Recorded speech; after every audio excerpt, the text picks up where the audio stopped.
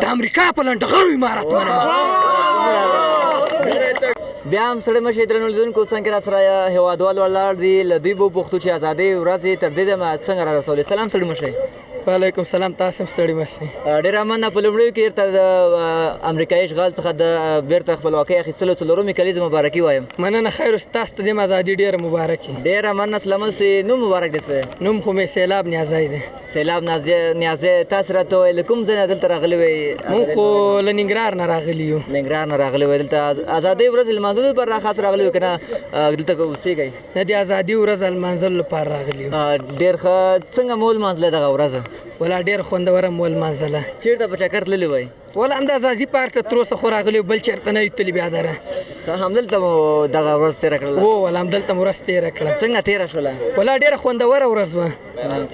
ډېره مننه. سلامت اوسئ.